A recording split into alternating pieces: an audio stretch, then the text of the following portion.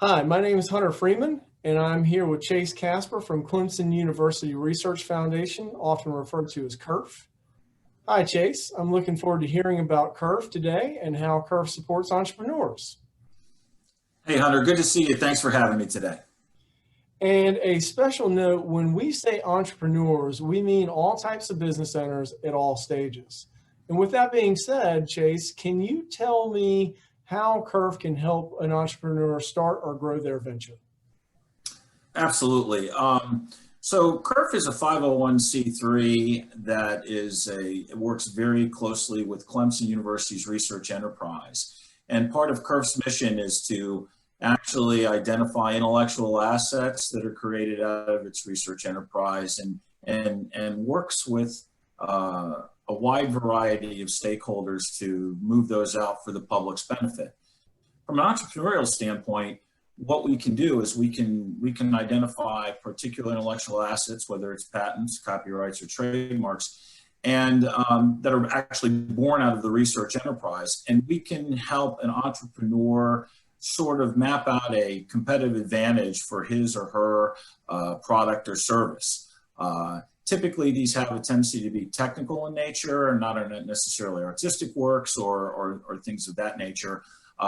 However, we also help entrepreneurs by letting them navigate part of the university's ecosystem, including its policies and guidelines. And we also have a very robust network that we can connect to not only systems within the state of South Carolina, but beyond South Carolina's borders. Well, that sounds impressive. Can you tell an entrepreneur two examples of how you've assisted entrepreneurs in the past? Absolutely. So two things that we really do quite frequently is number one is we work with two sections of entrepreneurs. One is the faculty or staff-led startup company that might be what we call a spin out of the university's ecosystem.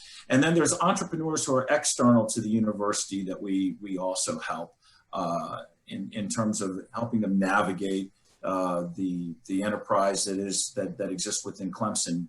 A couple of those areas that we help both of those, even though they're slightly different, is we try to provide letters of support for those when they're seeking funding, such as small business innovation research grants or small business technology transfer grants.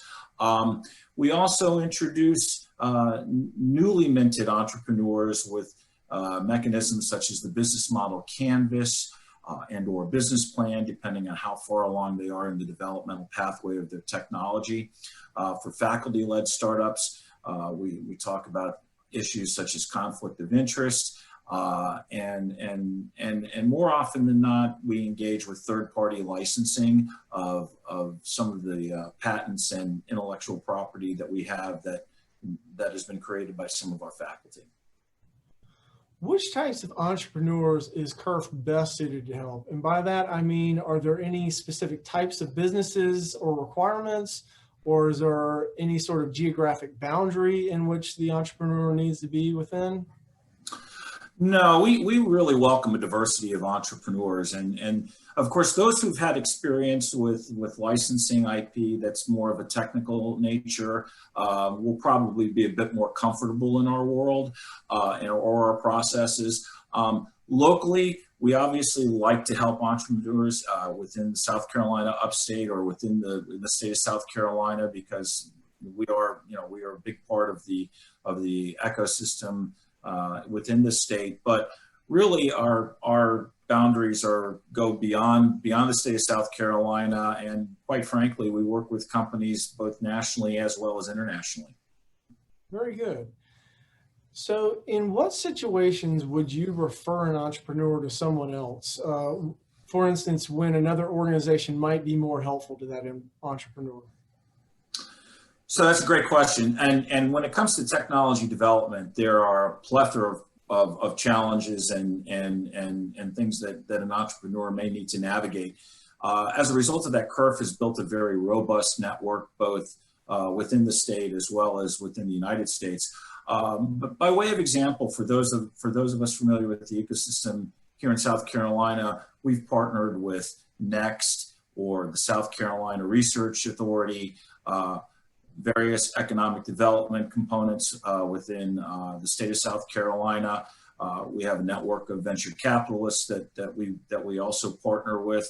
But we've built such a broad and rather deep network that we really are prepared to hand off at any stage, and not just hand off. Sometimes that means we actually go in with the entrepreneur. So we don't leave just because we make an introduction. Usually we like to stay by their side.